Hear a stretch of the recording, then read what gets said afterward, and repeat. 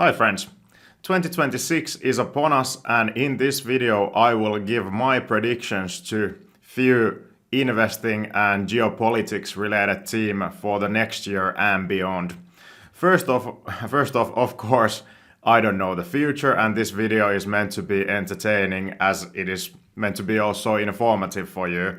So warning here, obviously no one can know the future. Always do your own research, especially when investing, and every investing decision you make is owned by you 100%, not me, not your friend, not that celebrity investor, not your dog, not your cat. Take responsibility always of your own investing is what I want to say. But now that we got that off here, let's move to the actual video and let's see what the Arctic Money crystal ball has for 2026 and beyond.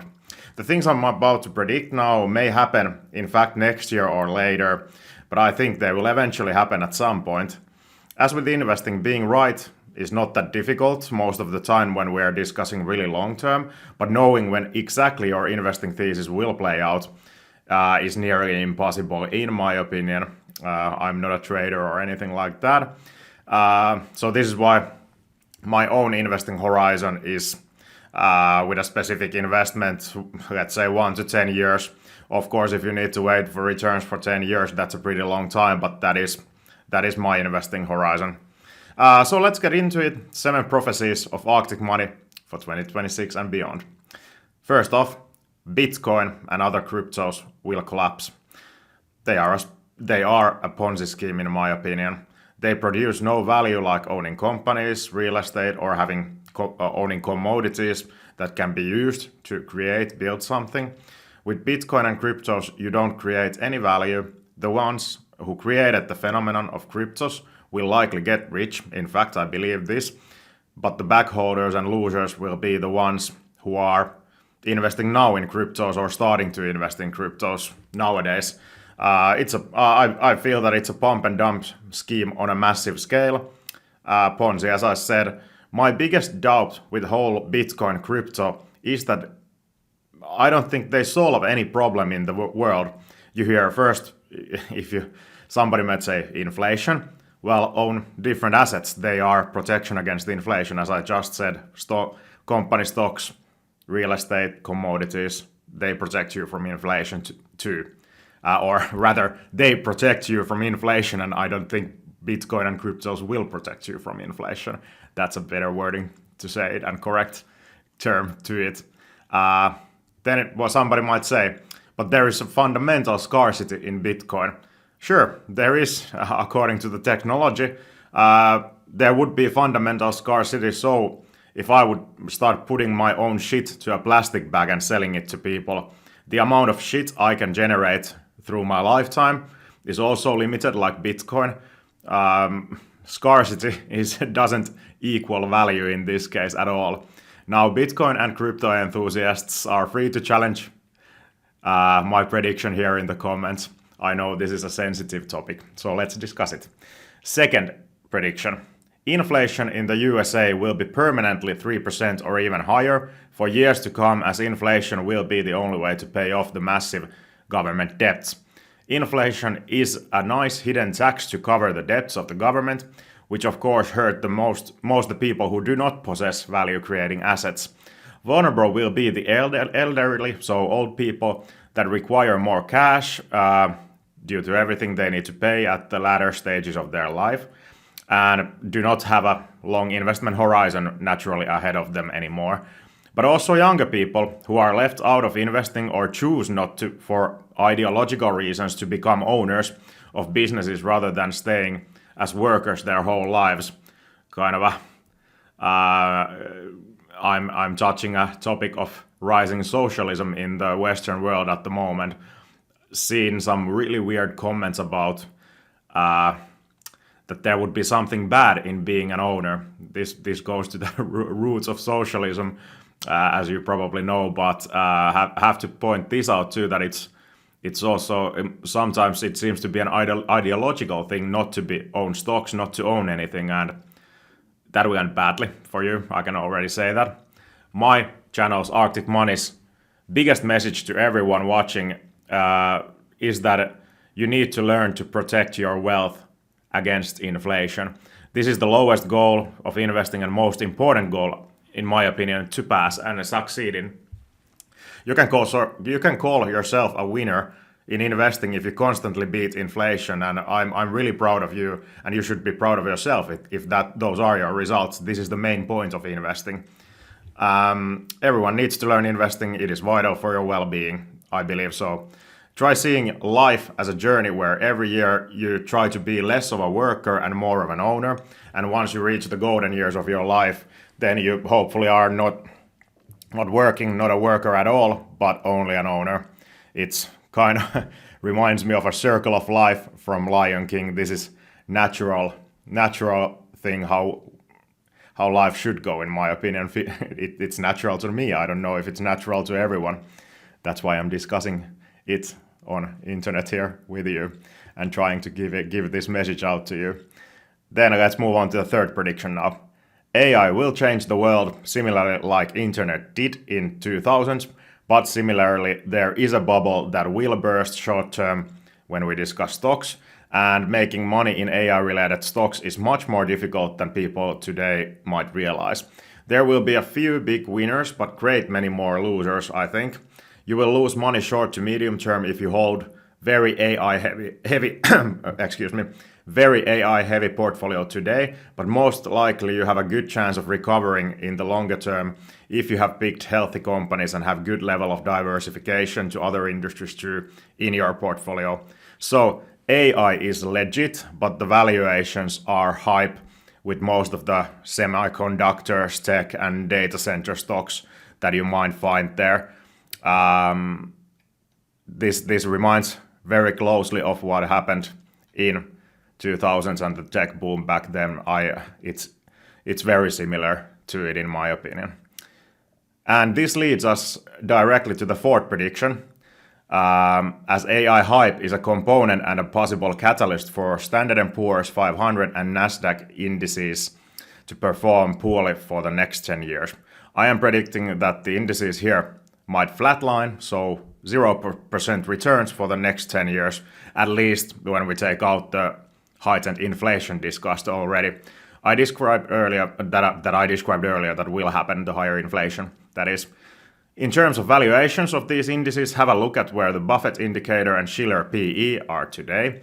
Another, for sure, big component of the poor future performance is the huge popularity of mindless passive investing in ETFs and such that have ballooned these two indices.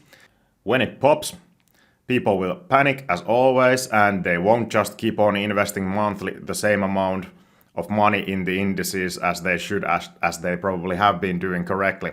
Another catalyst for the mayhem for sure is this mindless passive investing into these most popular ETFs and products as such. And just to be clear, very clear here, investing in low-cost, globally and industry-wise diversified ETFs is every month the same amount of money is still what most people probably should be doing with their money. Passive investing is a good thing that requires no work basically at all. If you do stock picking, well, that requires a lot of work. So I think even people such as Warren Buffett has said that this passive investing in low-cost ETFs is probably the correct course of action for most of the people in the world when we talk about investing naturally. Then, fifth prediction concerns actually me. I might need to quit doing Arctic Money and content for you because I believe that the Finnish government and EU will tell me to stop and other wannabe finfluencers or YouTubers to stop what we are doing. There are many bad apples among finfluencers for sure. This is clear. I think this will be used as a scapegoat when the next market crash happens and people lose their money and their minds. You need to find somebody who to blame. And I think finfluencers could be one group that will be blamed and scrutinized after that.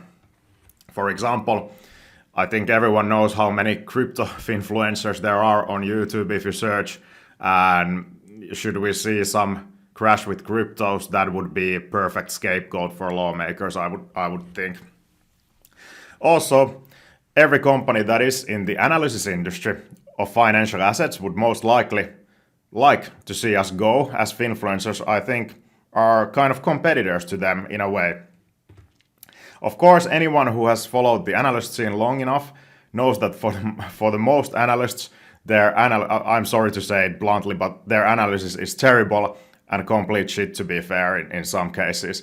If an analyst is for 2 years wrong, or a portfolio manager even is 2 years wrong and underperforming, he or she will get maybe sacked if the broader market and colleagues perform better by piling up to everything that's hot currently. A big portion of analysts and portfolio managers are a herd interested in keeping their own jobs and bonuses and not underperforming short to medium term their peers. This is what their own financial incentive is, and a reason for their poor analysis and performance for sure is this. It's all about incentives, as Charlie Munger would say. So if you're incentivized to perform well in short to medium term, that's what you will do, naturally. How about me then? I don't care if I underperform 9 years the indices or index investors, even if I underperform 10 years. If Warren Buffett and Berkshire Hathaway can underperform 9 years in a row Standard & Poor's 500 index, well, surely can I too. Laugh all you want, but make sure to laugh then to the GOAT of investing, Warren Buffett himself. We people are wired internally for short term, not long term in most cases. This is something an investor must fight and keep the long term in mind always. Also, my belief is that anyone giving target prices that are effective for the next 12 months is fundamentally wrong, because 12 months is too short time to predict anything, and my understanding is that most of these analysts give their stock target prices for 12 months, so I think the whole thing is kind of fundamentally wrong from the beginning. Simply too much chance and too many variables go into predicting something that will happen during next 12 months, and that is why I started my video here, also saying to you that these are my predictions for 2026 and beyond. I didn't say they will happen next year, but at some point.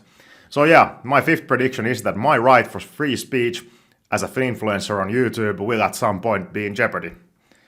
Good lawyers on free speech, if you know any of them, if you are one, contact me when this happens, please. Thank you. Then, my sixth prediction, and prediction I would not want to make, is that I don't think the war in Ukraine, unfortunately, will stop in 2026, or at least if Trump administration forces Ukraine to take some bullshit Trump-Putin pact, the war will reignite again shortly after some time. I hope my continent Europe would be braver and stronger and do much more for Ukraine, and I am quite frankly ashamed of many leaders of Europe and many countries in Europe, how they are acting. The main reason why the war won't stop is because of Russia, of course, and Putin cannot stop the war, as this would be Putin admitting defeat and end of him and his circles. The violence machine of Russia will also keep the minority of liberal and peaceful Russians who would like the war to stop and know that it's wrong. The violence machine of Russia will keep them silenced and ineffective, so no help coming from there. Putin's passing might offer a chance for war to stop, but to be fair, even that is questionable to happen, that the war would stop in that case, in my opinion, as there is no democratic and liberal leader coming up next. Russia needs to be beaten for the war to stop, just like Nazi Germany needed to be beaten in the Second World War, and Europe needs to be stronger in support of Ukraine, because Ukraine is only the current front line, and next one might be an EU and NATO country if Ukraine falls. This should be the incentive for Europe to fight with Ukraine, in Ukraine, and awkwardly few Europeans, I think, are seeing this. Then, my final prediction, seventh prediction. Despite all the tragedies and uncertainties in the world, in more than one part of the world, everywhere globally, eventually the world will be fine. I don't think it's wise to do your investing so that you predict the world to end, because the end of world will happen only once, and it has never happened before. And if the world truly ends, then I don't know what good is your stock portfolio going to do to you then. So don't bet for the world to end, and try to stay happy. With this message, I wish you peaceful times as the holiday season is approaching. See you in the next video, and bye bye.